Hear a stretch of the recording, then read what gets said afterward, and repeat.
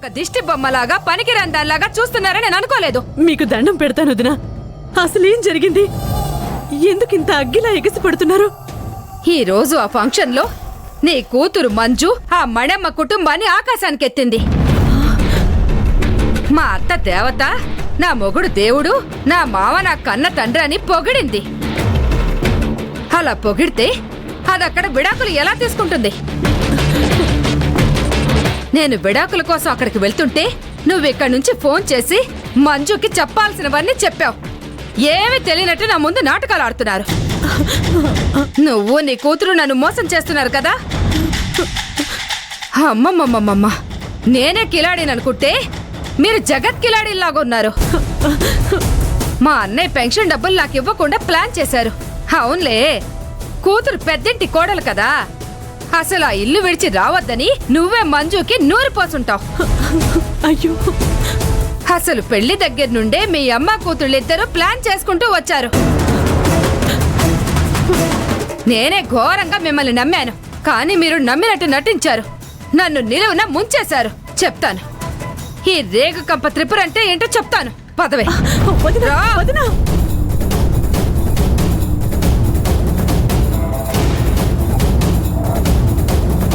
వదినా, వదినా.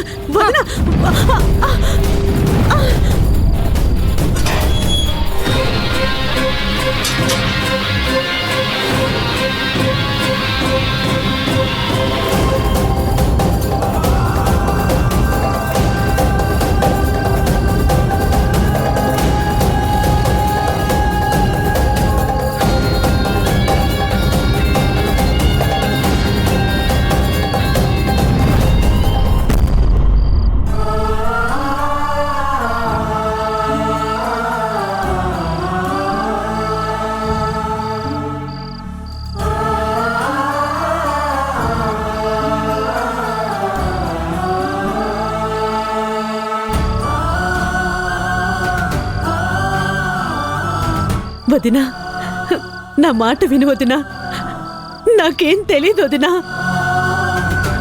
మంజు కూడా నాకేం చెప్పలేదు వదినా. నీకు దండం పెడతాను వదినా, నన్ను లోపలికి రాని వదినా. నీ కాళ్ళు పట్టుకుంటాను, ప్లీజ్ వదినా. ఈ చీకట్లో నేనెటెళ్ళను వదినా. వదినా, వదినా, ప్లీజ్ వదినా. వదినా, వదినా, వదినా, నేను చెప్పేది వినండి.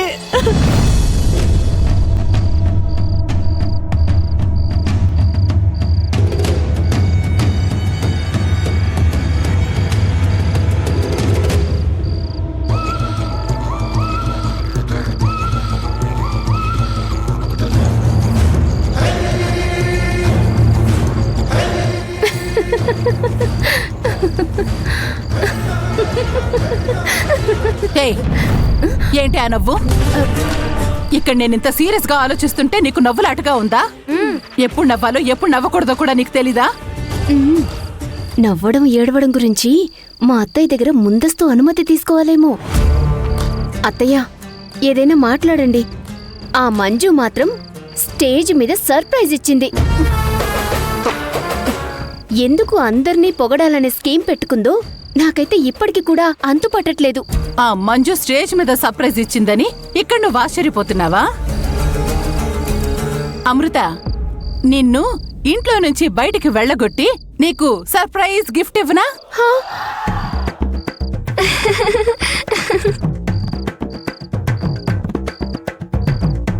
మమ్మీ, మంజు పైకి కనిపించేంత అమాయకురాలు కాదు. అవును మమ్మీ, అన్నయ్యని పూర్తిగా తన చెప్పు చేతుల్లో తీసుకుంది. అన్నయ్య ఇంతకు ముందు నీతో ఎంత ప్రేమగా ఉండేవాడు మమ్మీ. ఇప్పుడు పూర్తిగా ఆ మంజు మాయలో పడిపోయాడు. ఆ మంజు మీద ఎయిగని కాదు, చిన్న దోమను కూడా వాళ్ళనివ్వట్లేదు.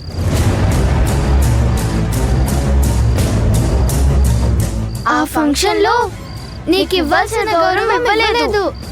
క్రెడిట్ అంతా తనే లాక్కుంది మమ్మీ. అత్తయ్య, శ్రియా ప్రియా చెప్పేవన్నీ 100% కరెక్ట్.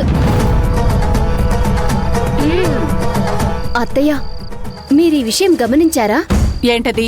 సత్యభావని మిమ్మల్ని మీకు తెలియకుండానే ఆ మంజు విడదీస్తుందత్తయ్యా.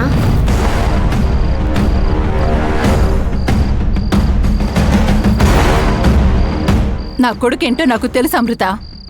ఎవ్వరు మమ్మల్ని విడదీయాలనుకున్నా మా తల్లి కొడుకుల్ని విడదీయడం వాళ్ళ తరం కాదు. అమృత, మీరు చెప్పేవన్నీ నాకు తెలియనివి కాదే. ఏ శ్రియా ప్రియా, ఇప్పటి వరకు మీరు చెప్పినవన్నీ నిజాలే. ఇప్పుడు నేను కొత్తగా ఆలోచించేది, ఇన్ని బాధలు పెడుతున్న నన్ను పొగుడుతూ ఆకాశానికి ఎత్తిందెందుకు? అక్కడి నుంచి ఎత్తేస్తుందేమో చూసుకో, అందుకేననుకుంటా. నా కొడుకుని దేవుడనింది, రాముడనింది. మనల్ని మంచికి మారు పేరులా, అది మన ఇంటి పేరులా అంత గొప్పగా పొగిడింది అంటే ఏదో మాస్టర్ ప్లానే వేస్తుంది. ఆ ఇప్పుడు మీరు ఆలోచిస్తుంది కరెక్ట్ అత్తయ్యా. ఏకు మేకు కావడానికి ఆ మంజు వేస్తున్న పన్నాగమత్తయ్య ఇదంతా. మీరు భలే పసిగట్టారు. ఎంతైనా జీనియస్ కదా.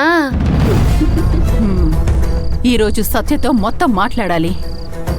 ఆ మంజు సూదిలా వచ్చి ఇప్పటికే దబ్బనల్లా మారిపోయింది. ఇక దాన్ని ఇంట్లో ఉండనివ్వను. దాని విషయం అటో ఇటో ఈ రోజు తేల్చేస్తాను.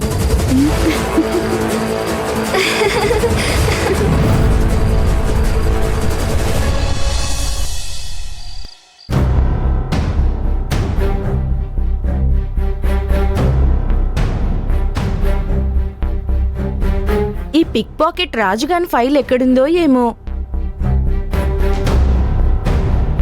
టైంకి దొరికి సావదు. సర్లే, నా పని అయిపోయింది. నేను ఇంటికి బయలుదేరుతాను.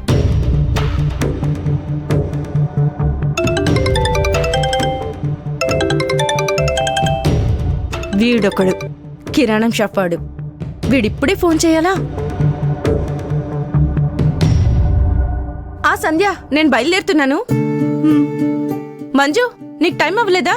నువ్వు కూడా బయలుదేరు.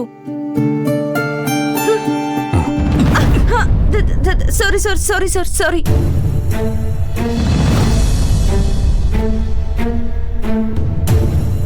ఎక్కడికి వెళ్తున్నారు పుష్ప మేడం?